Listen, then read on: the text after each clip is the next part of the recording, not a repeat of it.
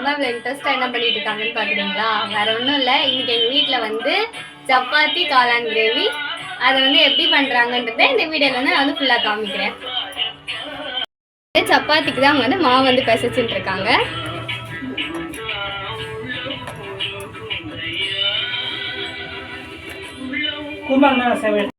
எங்க அப்பா என்ன பண்றாருன்னா குருமாக்காக வெங்காயம் கட் பண்ணிட்டு இருக்காரு. எங்க அப்பா வந்து செலவாபிக்கு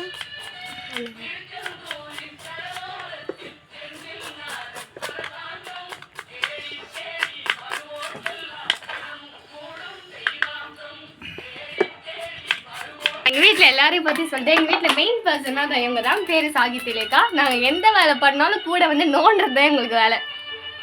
சாகி ஆய் சொல்லு. கட் பண்ணுறாரு.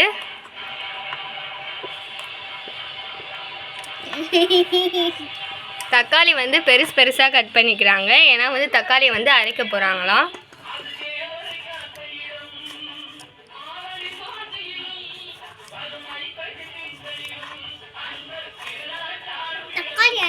எங்கள் அப்பா கட் பண்ணுறாரு. எங்கள் அம்மா வந்து எப்படியோ ஃபைனலாக வந்து சப்பாத்திக்காக மாவு வந்து பிசைஞ்சு முடிச்சிட்டாங்க. அடுத்து வந்து காளான் கட் பண்ணுறாரு.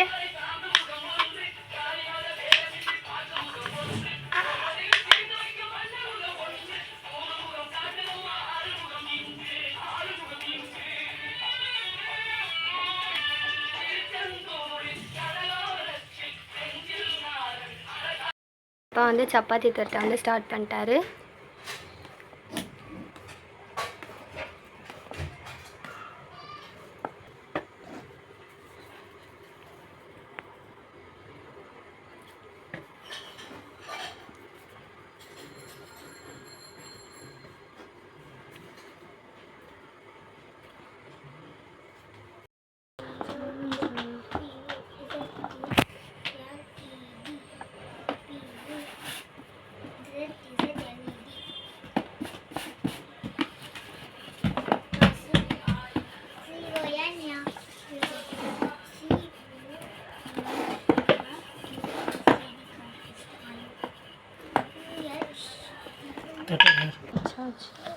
ரெண்டாவது சப்பாத்தி.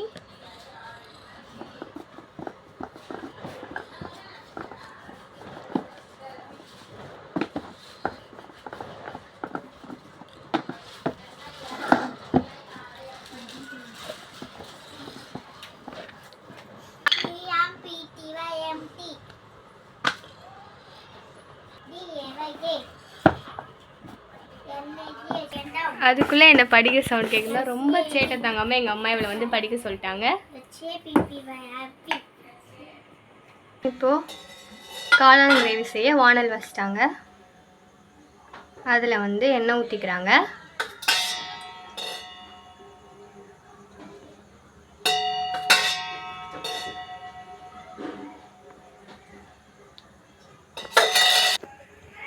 ரெண்டு டேபிள் ஸ்பூன் எண்ணெய் சேர்த்து எண்ணெய் சூடேறதுக்கப்புறம் ஒரு சின்னதாக பிரிஞ்சி இலை, 2 பீஸ் பட்டை, 2 கிராம்பு சேர்த்து நல்லா பொரியட்டும்.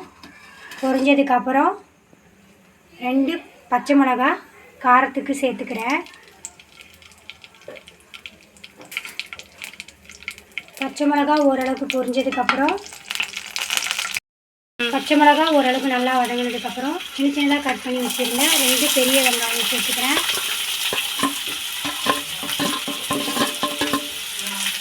பெரிய வெங்காயத்தை சேர்த்து நல்லா கிண்டி விட்டுக்கோங்க. நல்லா பொடிசாக வெங்காயத்தை நான் கட் பண்ணி சேர்த்துருக்கேன். அப்போ தான் வந்து கிரேவி நல்லா வரும் திக்காக. அதனால் நான் சின்னதாக கட் பண்ணி வெங்காயத்தை நல்லா வதக்கி எடுத்துக்கிறேன். இப்போ பாருங்கள், வெங்காயம் ஓரளவுக்கு பொன்னிறமாக நல்லா வதங்கிடுச்சு. இந்த ஸ்டேஜில் நான் அரைச்சி வச்சுருந்த தக்காளியை இவங்க கூட சேர்த்துக்கிறேன்.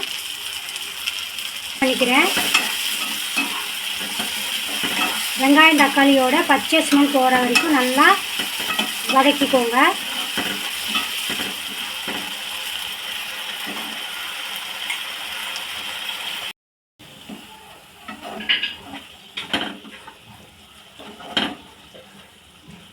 வெங்காயம் தக்காளி ஓரளவுக்கு நல்லா வதங்கிருச்சு. இந்த ஸ்டேஜில் நாம் 1 டேபிள் ஸ்பூன் அளவு கரம் மசாலா சேர்த்துக்கலாம்.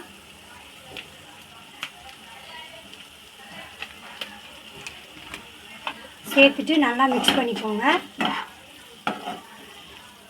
கரம் மசாலா கூடவே காரத்துக்கு தேவையான அளவு மிளகாத்தூள் சேர்த்துக்கோங்க. ஆல்ரெடி நம்ம பச்சை மிளகா ஒன்று சேர்த்துருக்கோம், அதனால் காரம் பார்த்து சேர்த்துக்கோங்க. மசாலாலாம் சேர்த்து நல்லா மிக்ஸ் பண்ணி நல்லா கிண்டி விட்டு ஒரு 5 மினிட்ஸ் நல்லா பச்சை ஸ்மெல் போகிற வரைக்கும் வதக்கிக்கோங்க.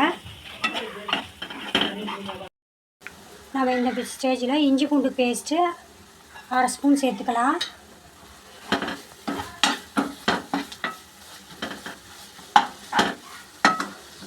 இஞ்சி பூண்டு பேஸ்ட்டோட பச்சை ஸ்மெல் நல்லா போகிற வரைக்கும் வதக்கிக்கோங்க.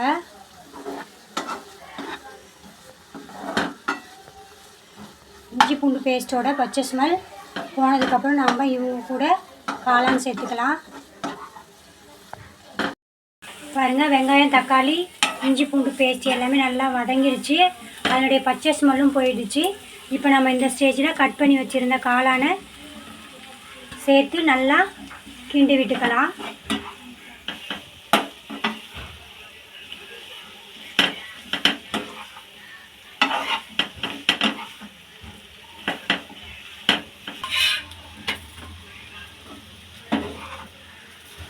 தண்ணி ஊற்றி பாருங்கள், காளான் சேர்த்து நல்லா வெங்காயம் தக்காளி காளான் எல்லாமே ஒன்று சேர மிக்சிங் ஆகிடுச்சு. ஓரளவுக்கு நல்லா வதங்கட்டும். அடுப்பு மீடியம் ஃப்ளேம்லேயே வச்சு நல்லா வதக்கிக்கோங்க. அதுக்கப்புறம் நம்ம தேவையான அளவு தண்ணி ஊற்றிக்கலாம்.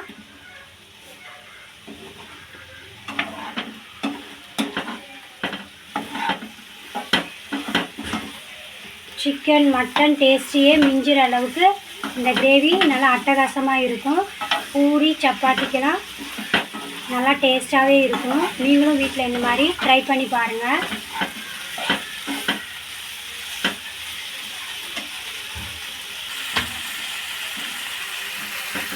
பாருங்கள், காளான் நல்லா ஓரளவுக்கு வதங்கிருச்சு. இந்த ஸ்டேஜில் கிரேவிக்கு தேவையான அளவு தண்ணி சேர்த்துக்கிறேன்.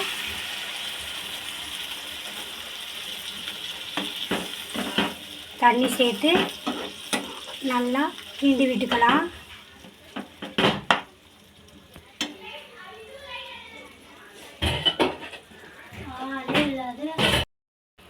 கிரேவி கொதிச்சிட்ருக்கு. இப்போது கிரேவிக்கு தேவையான அளவு உப்பு சேர்த்துக்கலாம். நான் கல் உப்பு தான் சேர்க்குறேன். நீங்கள் சால்ட்டு சேர்த்தாலும் சரி, கிரேவிக்கு தேவையான அளவு பார்த்து சேர்த்துக்கோங்க. உப்பு சேர்த்துட்டு நல்லா கிண்டி விட்டுக்கிறேன். இப்போ ஒரு 10 மினிட்ஸ் இந்த காளான் கிரேவி நல்லா கொதிக்கட்டும்.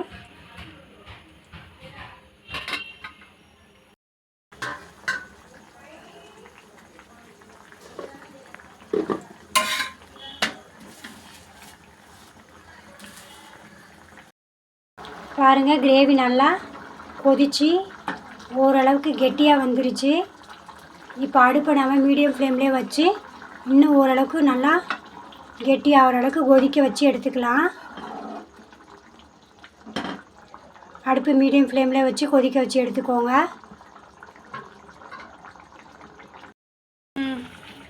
பாருங்கள், கிரேவி நல்லா திக்காகவே ரெடி ஆகிடுச்சு. நம்ம பூரி சப்பாத்திக்கு ஏற்ற மாதிரி நல்லா திக்கான காளான் கிரேவி ரெடி. நாம் இந்த ஸ்டேஜில் கஸ்தூரி மேத்தி கொஞ்சம் தூவிட்டு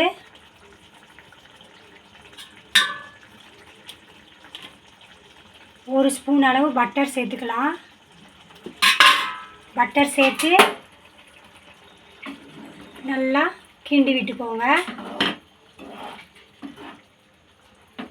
இப்போ நம்ம அடுப்பு ஆஃப் பண்ணிடலாம். சூப்பரான காளான் கிரேவி ரெடி ஆகிடுச்சு ஃப்ரெண்ட்ஸ். வாங்க சாப்பிட்லாம்.